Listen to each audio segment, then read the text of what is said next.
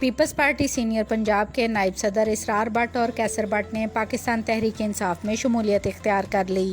تفصیلات کے مطابق عمار بشیر صدر انصاف یوتھ ونگ لاہور کی کاوشوں سے پیپلز پارٹی سینٹرل پنجاب کے نائب صدر اسرار بٹ اور کیسر بٹ نے chairman P T I Imran Khan سے بنی گالہ میں ملاقات کی اور پاکستان تحریک انصاف میں باقاعدہ شمولیت کا اعلان کر دیا۔ اس موقع پر ان کا کہنا تھا کہ اس وقت ہمارا ملک جس معاشی مشکلات کا شکار ہے، عوام غربت کی چکی میں پس رہے ہیں، حکومت نے جو بلند و بانگ دعوے کیے تھے ان میں سے کسی پر بھی عمل نہیں کیا گیا،